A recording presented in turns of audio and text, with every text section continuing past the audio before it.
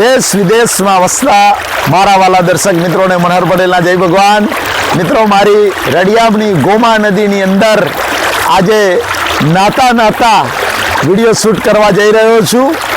મિત્રો, આજના ફાસ્ટ યુગની અંદર જે સૌથી મોટી તકલીફ છે એ ઓબેસિટી, વધારે પડતું વજન.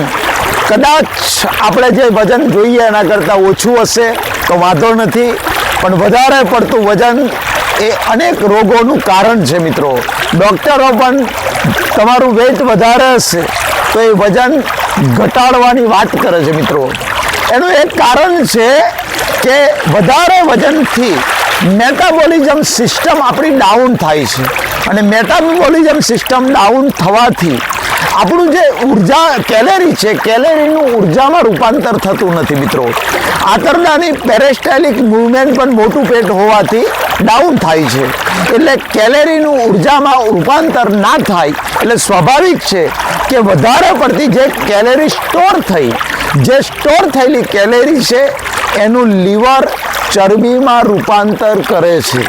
એટલે મિત્રો, કાર્બોહાઈડ્રેટ અને ફેટવાળો ખોરાક ઓબેસિટીવાળાએ ક્યારેય નહીં ખાવો. પણ ભૂખ્યા રહેવાનું નથી. કોઈ પણ પરેજી પાડ્યા વગર, ભૂખ્યા રહ્યા વગર વજન કેવી રીતે ઉતારી શકાય એની ટ્રીક બતાવું છું આજે. મિત્રો, ખાસ યાદ રાખજો, પ્રોટીન એટલે કે કઠોળ આપણું લીવર પ્રોટીનનું ચરબીમાં ક્યારેય રૂપાંતર કરતું નથી, માત્ર કાર્બોહાઈડ્રેટનું ચરબીમાં રૂપાંતર કરે છે. એટલે બની શકે તો ઘઉંની રોટલી અને મકાઈનો રોટલો બંધ કરી દો, ભાત પણ ઓછો કરી દો, ખીચડી ઓછી કરી દો. હા, બાજરીનો રોટલો અને કઠોળ ભરપેટ ખાજો. મિત્રો, તમારું વજન ક્યારેય નહીં વધે, કારણ કે પ્રોટીનનું ચરબીમાં રૂપાંતર નથી થતું. શરીરને જેટલું પ્રોટીન જોઈએ એટલું પ્રોટીન લે છે, બાકીનું પ્રોટીન પેશાબ વાટે બહાર નીકળી જાય છે. એટલે શેકેલા ચણા છે, ખારી સિંગ છે, દાળિયા છે, ત્યાર પછી વઘારેલા મમરા છે, ધાણી છે, જુવારની ધાણી છે, જુવારનો રોટલો, એમાં પણ કાર્બોહાઈડ્રેટ નહીવત છે. જુવારનો રોટલો, બાજરીનો રોટલો ડાયટમાં તમે લઈ શકો છો. પેટ ભરીને કોદરી તમે ખાઈ શકો છો. કોદરી જે છે એ વઘારેલી કોદરી તમે ખીચડીની જગ્યાએ, ભાતની જગ્યાએ લઈ શકો છો. પેટ ભરીને ખાજો બંને ટાઈમ.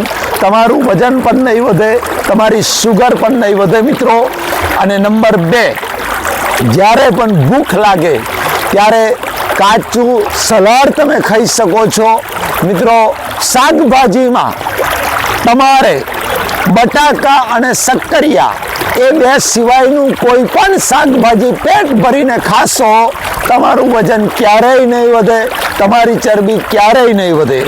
ફ્રૂટ્સમાં મિત્રો, કેળું અને ચીકુ આ 2માં હાઈ કાર્બોહાઈડ્રેટ હોય છે, એટલે કેળું અને ચીકુ છોડી અને કોઈ પણ ફ્રૂટ તમે પેટ ભરીને ખાઈ શકો છો. મિત્રો, તો ડાયટમાં જો તમે આટલું ધ્યાન રાખશો તો કોઈ પણ પ્રકારની પરેજી, કોઈ પણ પ્રકારના ઉપવાસ કર્યા વગર, ભૂખ્યા રહ્યા વગર, કોઈ પણ પ્રકારની એક્સરસાઇઝ કર્યા વગર મિત્રો ઝડપથી તમારું વેઇટ લોસ થશે.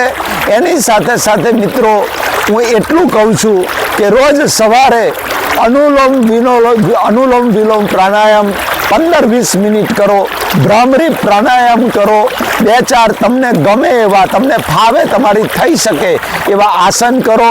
રોજ સવારે અડધો કલાક અને સાંજે અડધો કલાક તમારી અગાસીમાં યોગા કરો.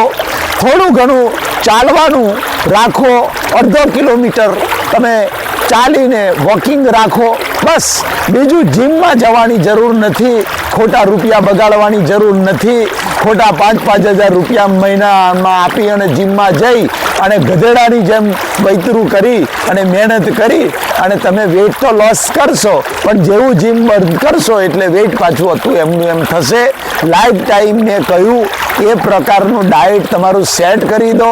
તો મિત્રો, એ આ ડાયટ જો કાયમ તમને અનુકૂળ આવી જશે ને કાયમ માટે સેટ કરી દેશો તમારી લાઈફસ્ટાઈલ, તો મિત્રો હું માનું છું કે તમારે ઉપવાસ કરીને ભૂખ્યા રહેવાની જરૂર નહીં પડે, જીમમાં જઈ અને ખિસ્સા ખાલી કરવાની જરૂર નહીં પડે, ગધેડાની જેમ મહેનત કરવાની જરૂર નહીં પડે.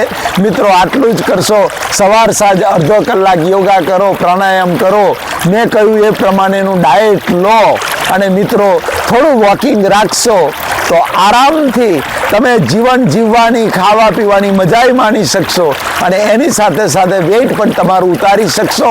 ખાસ યાદ રાખજો, મેદાને હું ઓવરવેઇટનો દુશ્મન ગણું છું, એટલે મેદાની આઈટમ બને તો તમારા ડાયટમાંથી મેદાની આઈટમ કાયમ માટે કાઢી નાખજો મિત્રો, કારણ કે ઓવરવેઇટનું મોટામાં મોટું કારણ છે મેદો.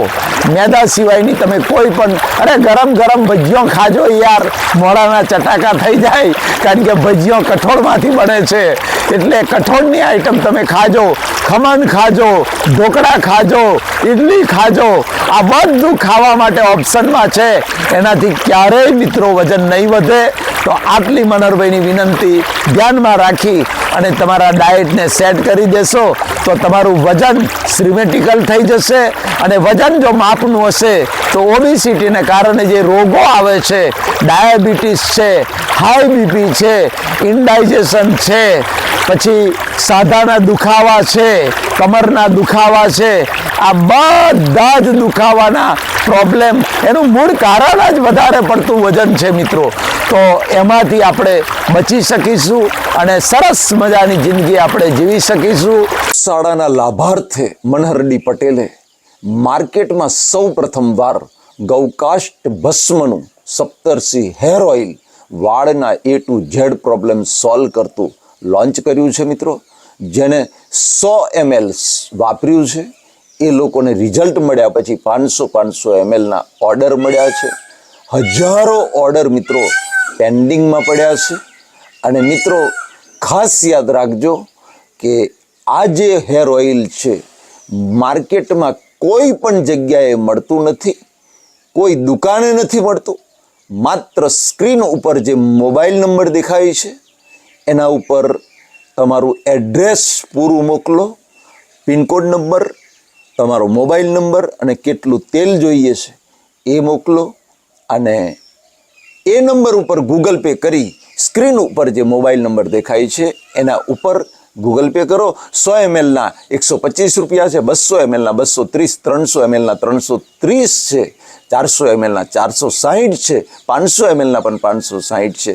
તો મિત્રો આ જબરજસ્ત હેર ઓઇલ આજે જ ગૌશાળાના લાભાર્થે છે મિત્રો.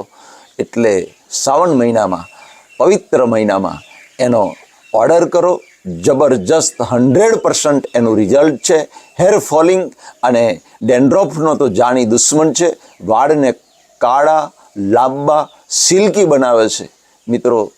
તો હમણાં જ ઓર્ડર કરો.